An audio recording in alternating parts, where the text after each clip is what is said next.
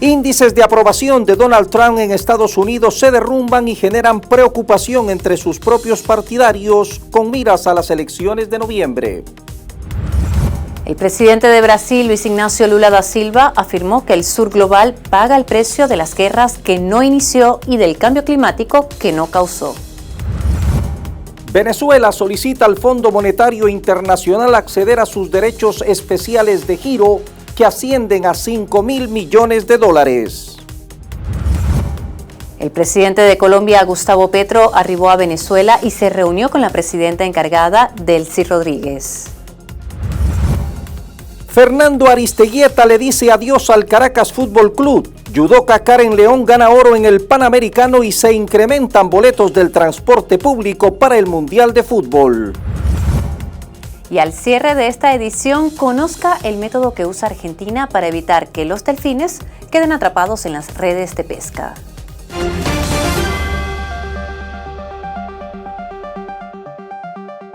Mientras la popularidad de Donald Trump cae en picada por la inflación producto de la guerra con Irán, aquí Venezuela solicitó al Fondo Monetario Internacional acceso a $5.000 millones del país que el organismo mantiene retenidos. Bienvenidos a las noticias, Melanie. Ya listos para compartir con ustedes lo más importante de la agenda informativa de los últimos días. El índice de aprobación general del presidente Donald Trump se ha desplomado durante el último mes a medida que la guerra con Irán ha provocado un aumento en los precios.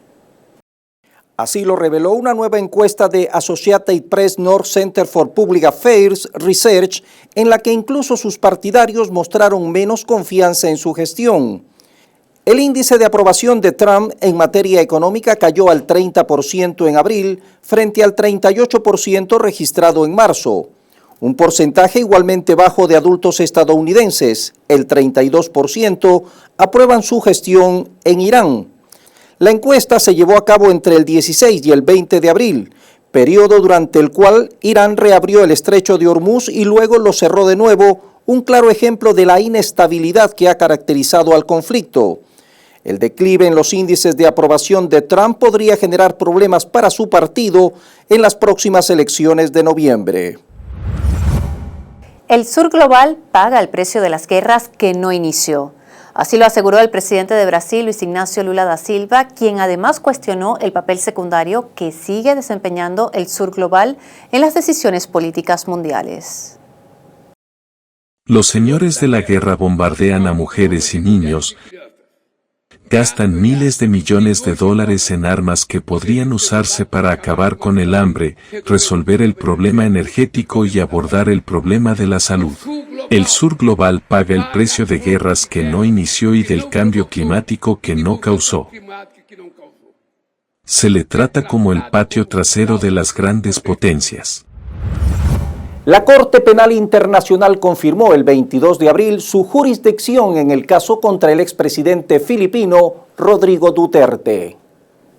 Esto permite que continúe el proceso y rechaza la petición presentada por su defensa para ponerlo en libertad inmediata e incondicional. Duterte enfrenta un proceso judicial histórico acusado de crímenes de lesa humanidad. Se le imputa asesinatos en masa y ejecuciones extrajudiciales en su lucha contra las drogas en Filipinas.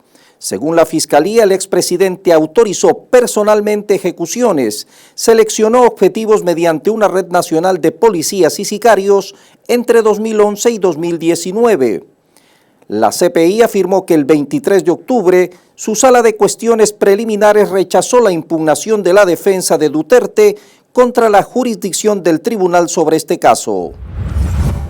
Tras 39 días de bombardeos continuos ejecutados por Estados Unidos e Israel contra Irán, el balance oficial de daños materiales y humanos en la nación persa es devastador. 3.375 personas perdieron la vida durante esos 39 días de ataques. La cifra fue informada por el jefe de la Organización de Medicina Legal de Irán, Abbas Mashhedi. Entre las víctimas, 2.875 eran hombres y 496 mujeres. También se reportó la muerte de 383 menores de edad, la mayoría con edades entre 1 y 12 años. Casi el 40% de los cuerpos tuvo que ser identificado mediante procedimientos forenses, un indicador del nivel de destrucción que dejó la agresión iniciada el 28 de febrero. En cuanto a la infraestructura, la Media Luna Roja de Irán informó que unas 125.000 estructuras civiles resultaron afectadas y el sector educativo tampoco quedó al margen. Las autoridades hablan de daños en 900 instituciones. Los daños causados por los bombardeos se estiman en más de 270.000 millones de dólares, aunque las autoridades dicen que esa cifra aún no es definitiva. Unos 468 cabecillas de la pandilla Mara Salvatrucha fueron procesados el 21 de abril en un nuevo juicio colectivo en El Salvador, acusados de ordenar más de 47.000 delitos perpetrados entre el 2012 y el 2022. Los delitos fueron ordenados directamente por ellos y ejecutados a nivel nacional, destacó el fiscal general de la República, Rodolfo Delgado. Los cabecillas de la pandilla están siendo procesados por los delitos de homicidio, feminicidio, extorsión, tráfico de armas y desaparición de personas. Las audiencias se realizan en un tribunal contra el crimen organizado de acuerdo con la reforma del Código Penal de julio del 2023. Esta reforma establece que los detenidos bajo el régimen de excepción vigentes desde marzo del 2022 sean agrupados según sus grupos o territorios. La Fiscalía informó que ha girado órdenes de captura contra pandilleros ligados al juicio y que están siendo procesados en calidad de ausentes. El candidato presidencial colombiano Iván Cepeda informó que no abandonará la campaña electoral pese a la alerta sobre un posible atentado contra su vida divulgada por el presidente Gustavo Petro. El 17 de abril, el mandatario colombiano publicó en redes sociales que la CIA ya tiene los datos reales y concretos de un posible atentado al candidato Iván Cepeda, actual favorito en todas las encuestas para las elecciones del próximo 31 de mayo. Tras estas revelaciones, Cepeda aseguró que continuará en la contienda. Debo señalar que este es un hecho sin lugar a dudas serio, grave, al cual presto toda la atención. Voy a solicitar a las autoridades se me informe en detalle sobre esta circunstancia, pero también quiero ser en esto supremamente claro y perentorio. Bajo ninguna circunstancia voy a abandonar mi trabajo político, mucho menos la campaña electoral. Cepeda añadió que, por prudencia, no había hecho públicas otras amenazas recibidas durante la campaña, pero advirtió que este nuevo hecho reviste la mayor gravedad. Y a días de que el acuerdo con la Unión Europea comience a regir el Mercosur, no logra un acuerdo sobre cómo repartir internamente las cuotas de acceso al mercado ofrecidas por Europa. Expertos económicos destacaron que si bien la falta de acuerdo en sí es un problema, también podría ser el síntoma de que el bloque sudamericano se encuentra en crecimiento. El Mercosur y la Unión Europea fijaron la fecha del 1 de mayo para la entrada en vigencia del acuerdo comercial que tras negociarse durante más de 25 años finalmente firmaron en enero del 2026. Sin embargo, a días de que el tratado comience a regir, el bloque fundado por Brasil, Argentina, Paraguay y Uruguay aún no pudo ponerse de acuerdo en cómo repartir las cuotas del mercado ofrecidas por Europa. Las complicaciones a la hora de alcanzar un acuerdo fueron confirmadas por la vicecanciller de Uruguay, Valeria Zuccasi, quien reconoció que a días de la fecha de vigencia del acuerdo, las posiciones están todavía distantes. El ejército estadounidense ha interceptado al menos 3 petroleros con bandera iraní en aguas asiáticas y los desvió de sus posiciones cerca de India, Malasia y Sri Lanka, según informaron el 22 de abril fuentes marítimas y de seguridad. Washington ha impuesto un bloqueo al comercio marítimo de Irán, mientras que este país ha atacado buques para impedirles el paso por el estrecho de Hormuz a la entrada del Golfo Pérsico. Casi 2 meses después de que Estados Unidos e Israel iniciaran su guerra contra Irán, hay pocas señales de que se reanuden las conversaciones de paz durante un frágil alto el fuego.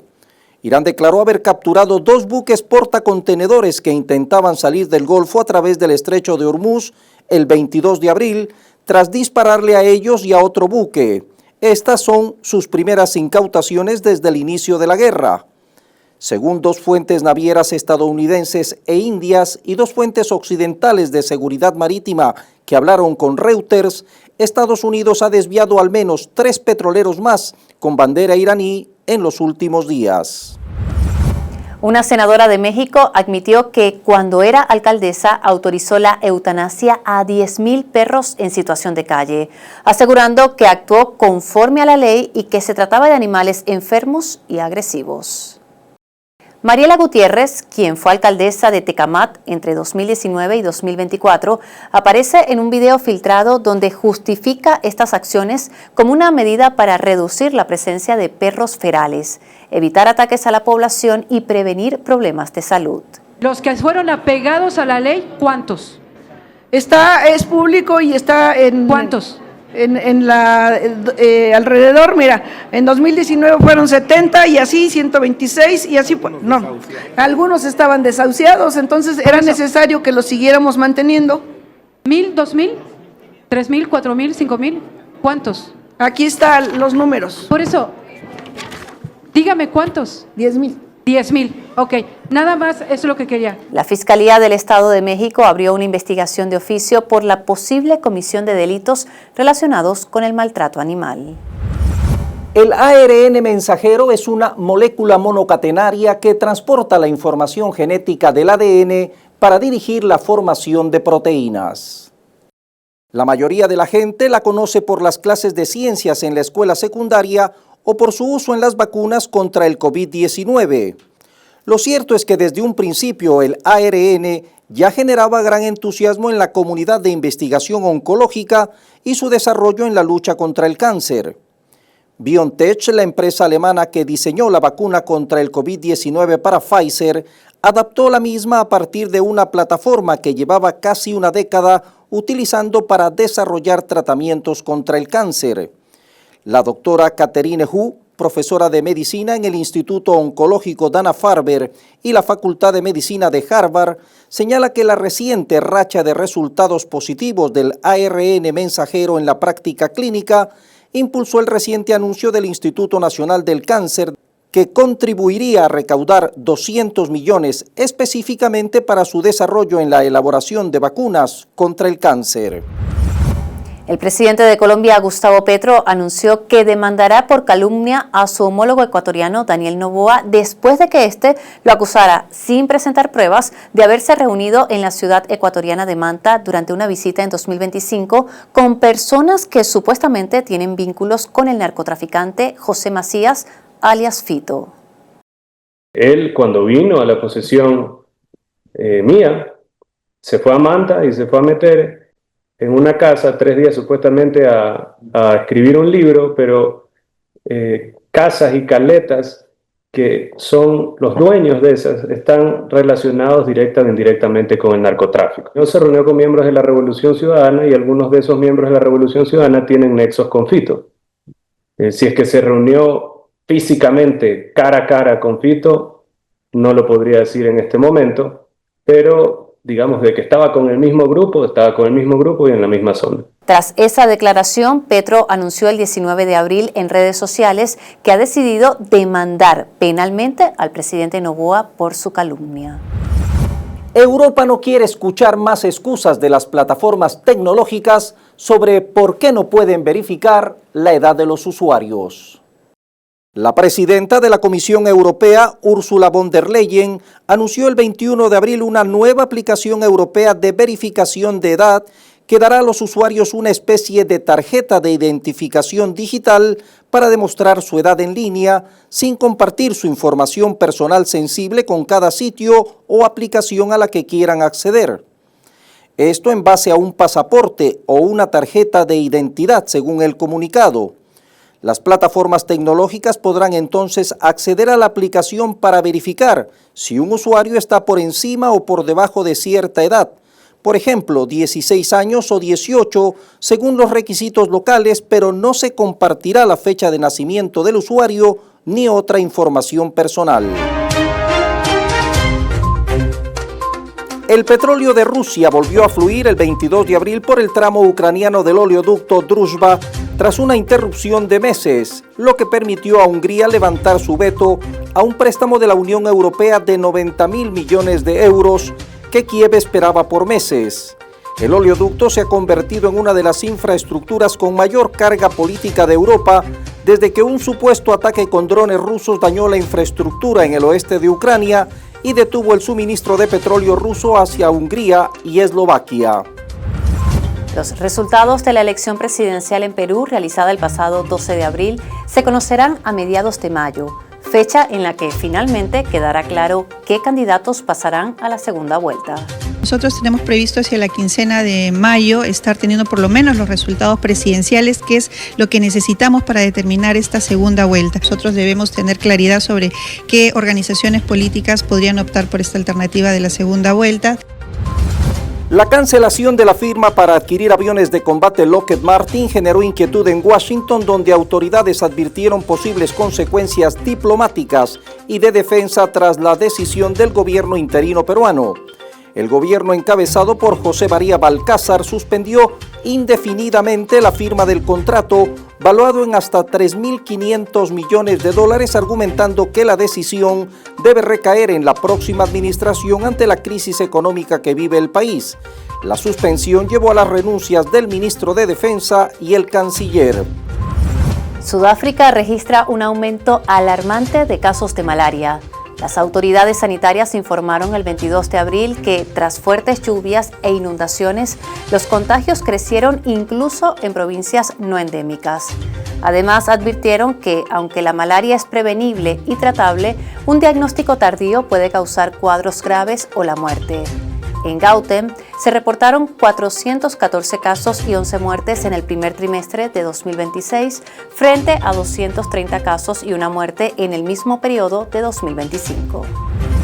Mientras el 60.7% de los encuestados no apoyaría al actual presidente argentino Javier Milei en las elecciones generales del 2027, un 29.4% respaldaría un segundo mandato.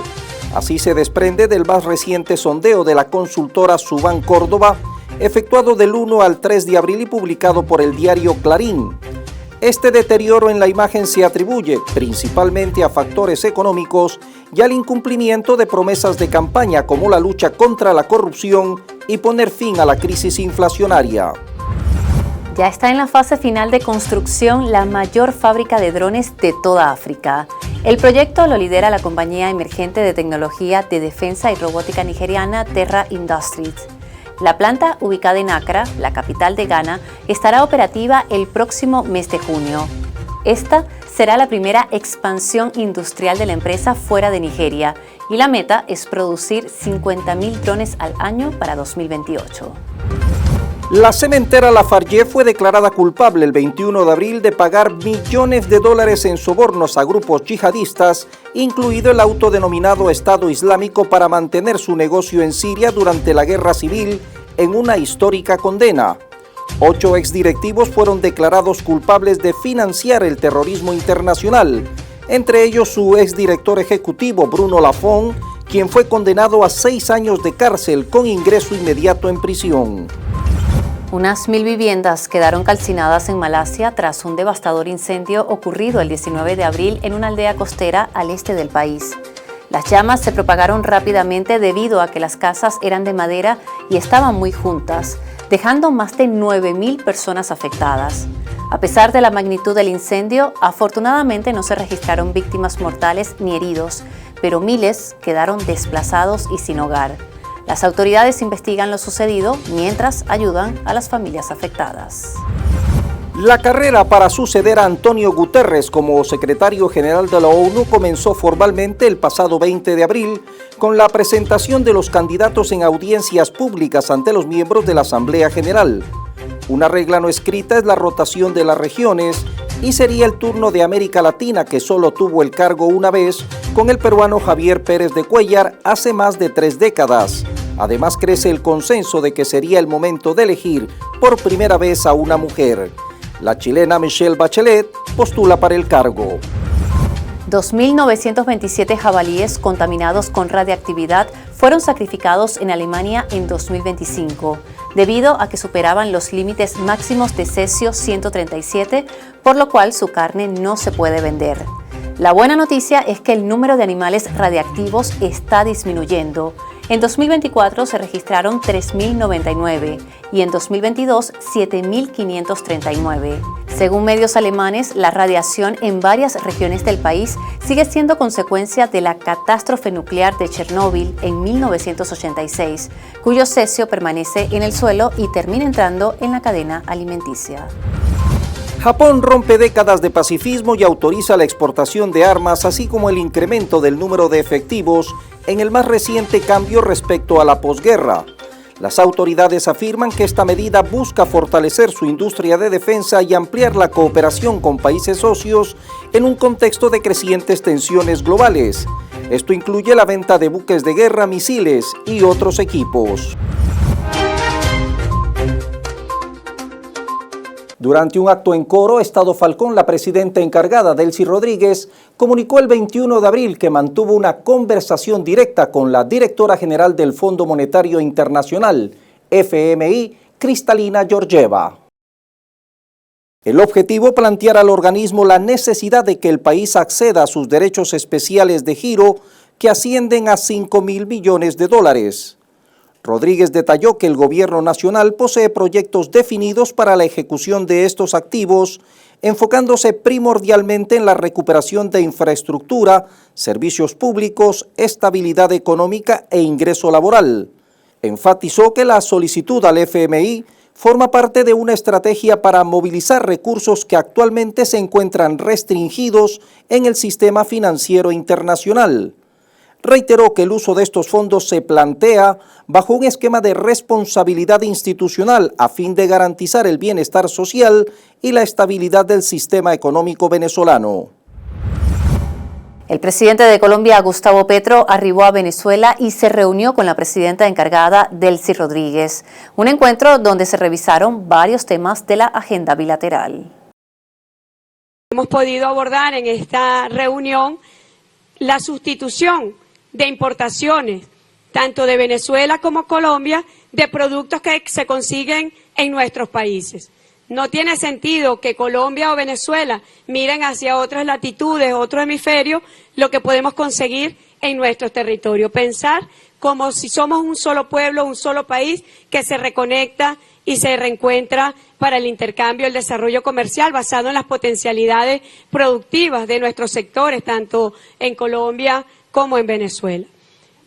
Por otro lado, hemos conversado también sobre la interconexión eléctrica para el occidente de Venezuela, que es tan prioritario en este momento. Hemos hecho un abordaje muy serio, muy completo de lo que debe ser el combate a bandas criminales, a grupos de delito transnacional, donde nos hemos planteado ambos países la elaboración para lo que corresponde al territorio de Colombia y al territorio de Venezuela de planes militares, pero también el establecimiento inmediato de mecanismos para compartir información y para el desarrollo de inteligencia.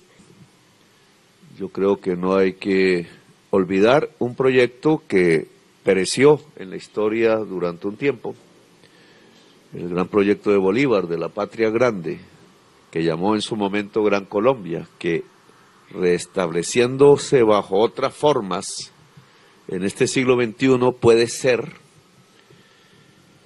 y que si lo logramos, ese tipo de integración, de unidad, de confederación incluso, nos podría llevar a ser una de las naciones más fuertes del mundo, más poderosas. La presidenta encargada, Delcy Rodríguez, lideró el 22 de abril una reunión de trabajo para formalizar la instalación de la Comisión de Evaluación de Activos Públicos. Este organismo busca optimizar la gestión de los recursos estatales que buscan responder a un análisis estratégico. Aquí estamos abordando una primera etapa para poder visualizar las 4 categorías de los bienes y activos del Estado venezolano. La primera categoría son los bienes y activos estratégicos que pertenecen y permanecen en manos del Estado. Luego está la categoría de alianzas públicas y privadas. Luego está la opción de la oferta en base a qué bienes no son en realidad necesarios para los procesos estratégicos del Estado. Y hay una cuarta categoría que es lo que se llama la liquidación y el aprovechamiento. El objetivo estratégico de esta comisión es apuntar hacia la productividad de Venezuela, elevar los niveles productivos en las distintas instancias y que el Estado venezolano sea un Estado fuerte, sea un Estado fornido para atender los aspectos estratégicos de la vida nacional.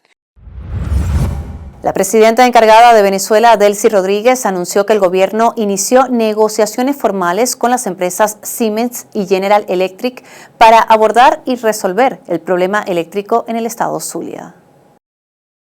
Sé lo que está pasando en la planta termoeléctrica Termozulia, en la TZ1, en la TZ7. Sé lo que está pasando en Ramón Laguna. No estoy ajena de la situación, pero yo quiero decirles también buenas noticias. Ya nosotros estamos en relación directa con Siemens y con General Electric para resolver el problema eléctrico en el estado Zulia. Yo le dije al gobernador, vámonos al plan de la Universidad del Zulia, Plan Luz. Vámonos a la intervención de la Lara Zulia. Vamos a atender los problemas de este estado. El Programa de las Naciones Unidas para el Desarrollo, PNUD, proyectó el 20 de abril un crecimiento de la economía de Venezuela del 7.4% en su Producto Interno Bruto, PIB, para el cierre del año 2026. Según el último informe del organismo multilateral, este desempeño está impulsado principalmente por la flexibilización de restricciones comerciales internacionales y la reactivación de la industria petrolera. El reporte técnico señala que la normalización de los canales de comercialización de crudo permitiría al país alcanzar ingresos por exportación de hidrocarburos cercanos a los 22.600 millones de dólares, lo que representa un incremento superior al 50% respecto a las cifras del 2025. Asimismo, el PNUD estima que el PIB no petrolero experimentará una expansión del 6.9%, favorecido por la recuperación de la manufactura privada y el sector comercio. Miles de venezolanos se han movilizado en varios estados del país para exigir que se levanten todas las sanciones contra la nación. Bajo el lema Venezuela vuela libre, el 19 de abril inició una movilización denominada Gran Peregrinación Nacional por la Paz y el Fin del Bloqueo, que comenzó de manera simultánea en los estados Zulia, Amazonas y Táchira. En total, serán 13 días de movilizaciones donde los estados se sumarán progresivamente para confluir el 1 de mayo en la ciudad de Caracas. Todos los sectores están llamados a pedir el cese de las sanciones y el bloqueo económico que afectan al país. Actualmente existen 1.081 medidas coercitivas unilaterales contra Venezuela que impiden su desarrollo y el bienestar de la población. Las autoridades han dicho que es hora de detener el odio, el fascismo, la intolerancia, el racismo y la polarización extrema. Además, señalan que el cese de las sanciones no es un privilegio, sino un derecho fundamental. Y es que el impacto de las medidas coercitivas unilaterales trasciende en lo político, incidiendo en la vida cotidiana de las familias, dificultando el acceso a medicinas, insumos y repuestos, además de afectar gravemente la economía nacional. El presidente de la Comisión de Seguimiento a la Ley de Amnistía, Jorge Arriaza, informó el 20 de abril que la opositora María Corina Machado no cumple con los requisitos para ampararse bajo la Ley de Amnistía. Arriaza explicó que las acciones de Machado, específicamente sus reiterados llamados a una intervención o invasión extranjera contra el país, constituyen una violación que la excluye de los beneficios de esta ley. La Unidad Educativa Nacional Dr. José de Jesús Arocha en Petare, Estado Miranda, lustra desde el 20 de abril una cara completamente renovada. Tras una rehabilitación integral, esta institución que atiende a más de 1.000 niños ya cuenta con espacios en óptimas condiciones y todo el equipamiento necesario para el desarrollo de las clases. Detrás de este resultado están las bricomiles quienes han liderado estas labores de recuperación y actualmente ejecutan trabajos similares en otras 500 escuelas del país.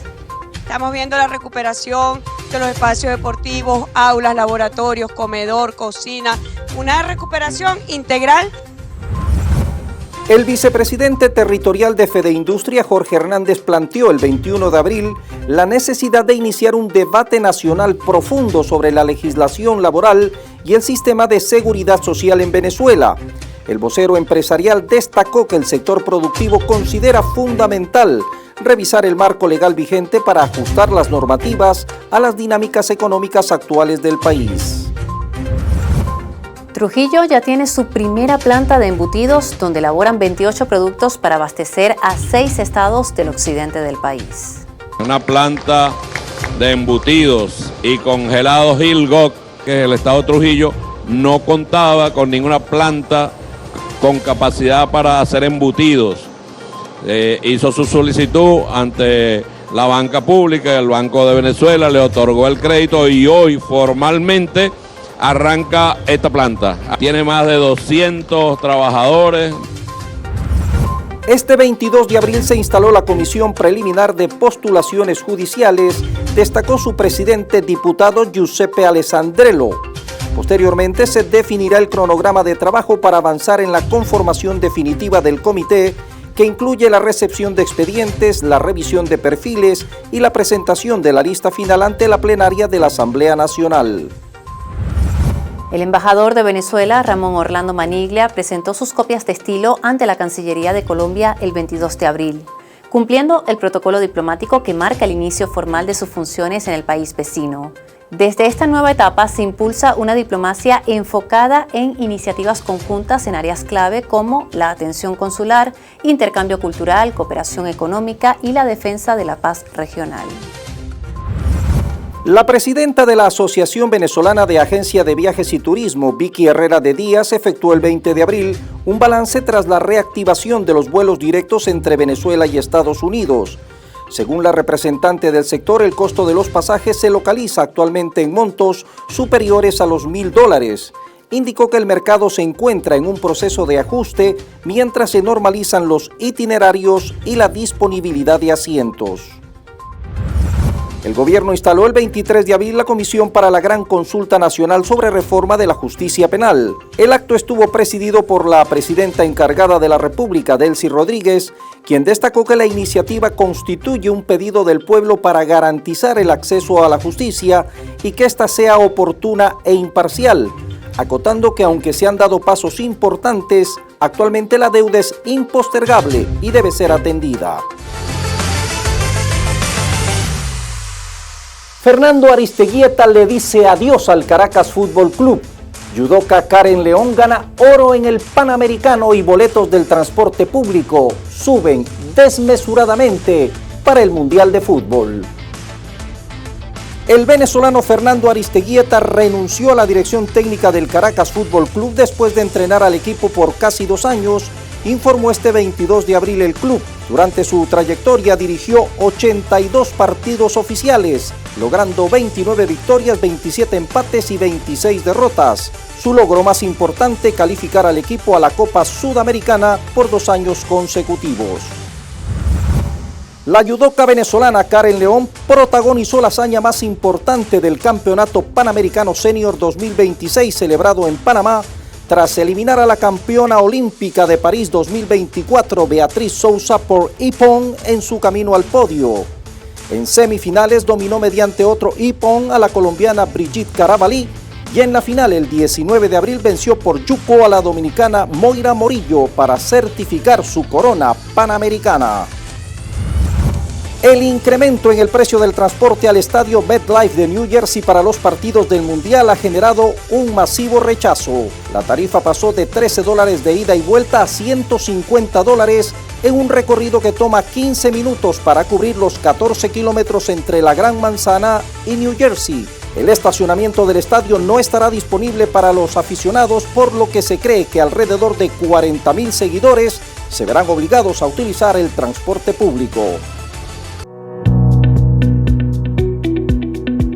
Desde 2019, la provincia de Buenos Aires en Argentina utiliza dispositivos acústicos para evitar que los delfines queden atrapados en las redes de pesca. Y los datos preliminares apuntan a una reducción significativa de las capturas accidentales. La iniciativa, aplicada en la zona de Cabo San Antonio, consiste en instalar en las redes unas alarmas acústicas que emiten sonidos entre 60 y 120 kHz. Son frecuencias que solo perciben los delfines y que funcionan como un aviso para mantenerlos alejados y evitar que queden atrapados. En Argentina, la mayor amenaza para los delfines franciscanas, también conocido como delfín del plata, es precisamente quedar enredados en las redes. Al no poder salir a respirar, mueren por ahogamiento o por estrés.